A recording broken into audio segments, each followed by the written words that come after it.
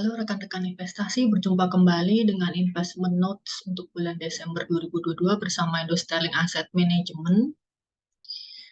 Terima kasih kami ucapkan sebelumnya untuk rekan-rekan yang sudah join dengan channel YouTube Indo Sterling Asset Management. Pada kesempatan kali ini kita akan membahas rilis data ekonomi pada bulan November, juga adanya kemungkinan Fed Fund Rate yang melambat untuk kenaikannya, begitu juga dengan market update. Bagian pertama kita akan menjelaskan tentang rilis data ekonomi di bulan November dan adanya kemungkinan Fed Fund Rate kenaikannya akan melambat karena pada tanggal 21 November FOMC meeting, dalam FOMC meeting Fed Chair Jerome Powell memberikan suatu pernyataan adanya kemungkinan bahwa ke depannya kenaikan Fed Fund Rate akan dilakukan secara lebih moderate, dan hal tersebut mempengaruhi persepsi pasar tentang target rate ke depannya, terutama tahun 2023, yang mulai mengalami penurunan sekitar 25 basis point dari sebelumnya. Dan berita tersebut mulai dipricing oleh pelaku pasar, tercermin dalam kenaikan saham S&P 500 pada bulan November cukup tinggi, adanya penurunan yield 10 tahun obligasi pemerintah Amerika Serikat ke level 3,6-3,5%, dan juga adanya pelemahan US dollar. Untuk data ekonomi yang rilis bulan November, di Amerika Serikat sendiri, PMI akhirnya mengalami kontraksi bulan November karena adanya pelemahan demand, terutama juga pelemahan demand dari luar negeri. Juga untuk consumer, inflasi mulai melandai. Untuk dari sisi pasar tenaga kerja sendiri tetap robust, di mana unemployment flat, non-farm payroll-nya mengalami penurunan, dan weekly average initial job plus claim-nya mengalami kenaikan. Untuk interest rate sendiri naik 75 basis point ke 4, dan untuk stock and currency bulan November kinerjanya positif karena ada sentimen dari pernyataan Jerome Powell sendiri, dan dolar melemah, yield 10 tahun turun ke 3,6%. Untuk dari benua Eropa, PMI manufacture sedikit mengalami perbaikan tapi masih kontraksi. Inflasi bulan November sedikit turun tapi masih tinggi. Untuk unemployment Europe bulan Oktober turun, untuk UK belum keluar. Pertumbuhan GDP kuartal ketiga sangat turun karena memang terhit oleh inflasi yang sangat tinggi.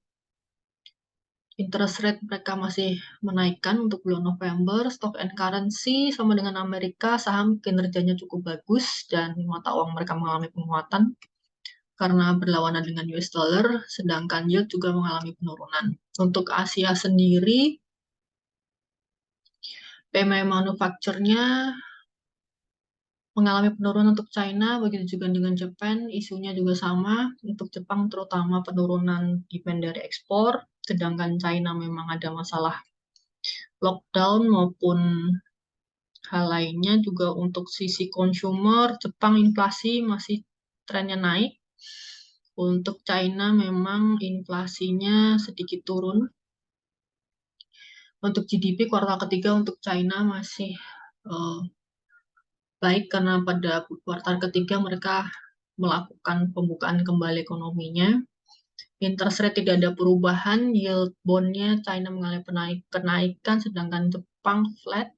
Stock and currency sendiri sama, mengalami kinerja yang positif dan nilai tukar mengalami penguatan.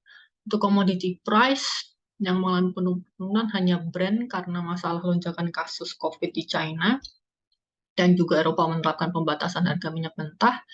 Batu bara naik cukup tinggi karena ada ancaman penghentian pasokan gas oleh Rusia lagi. Untuk CPO masih naik karena kenaikan ekspor dan gangguan pasokan minyak nabati di Amerika Selatan maupun Ukraina. Jadi nilai harga minyak kedelai naik.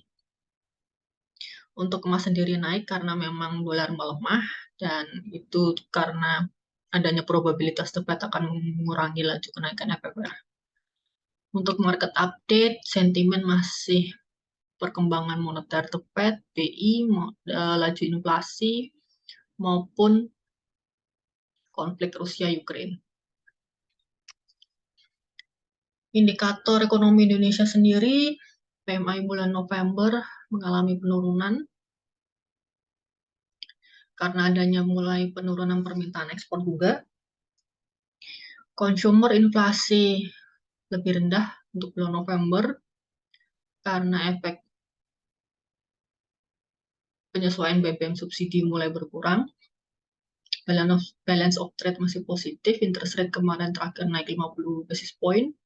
Untuk stok sayangnya turun, dan rupiah juga masih melemah, tapi 10-year bond yield-nya mengalami penurunan di bawah 7%.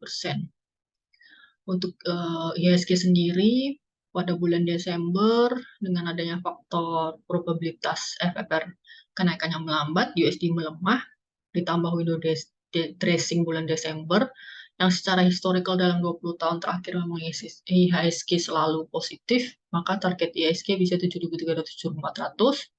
Tapi jikalau sentimen negatifnya lebih kuat, outflow karena kekhawatiran resesi, dan juga pastinya berakhirnya periode penguncian Gotoh yang sudah terlihat beberapa hari terakhir Gotoh ARB, maka IHSG dapat melemah 6.700-an. Perkembangan IHSG bulan November kemarin yang menjadi penggerak positif adalah BRI BCA bulan November saja, sedangkan year to date-nya BCA dan Mandiri, lagardnya Gotoh. Trading value masih didominasi domestic investor. Net trading value-nya untuk foreign masih net buy, sedangkan sektoral yang positif properties dan consumer cyclical, sedangkan yang paling buruk adalah teknologi dan infrastructure. Berbeda dengan kondisi bulan Juli di mana rupiah termasuk yang terkuat di kawasan, maka bulan November kemarin kita terlemah.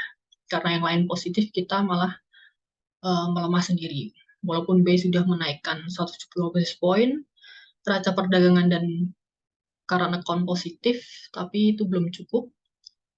Terlihat dari cadangan devisa kita terus turun, sedangkan hal ini disebabkan mayoritas hasil ekspor tidak ditempatkan di dalam negeri, dengan alasan bunga yang ditawarkan domestik kurang kompetitif. Untuk rupiah dan obligasi, rupiah memang melemah, sedangkan obligasi memang kuat mengikuti penurunan yield obligasi Amerika Serikat sendiri. Rupiah, walaupun BI sudah intervensi dengan net sell obligasi 146 triliun dan adanya inflow asing 23 triliun, masih belum cukup untuk membuat rupiah menguat. Dan memang terlihat dari kepemilikan, BI net sell 146 triliun yang net buy cukup besar perbankan dan asing. Begitu saja untuk investment note bulan Desember ini. Terima kasih sudah join dan kami harap rekan-rekan dapat join dalam investment note selanjutnya. Terima kasih.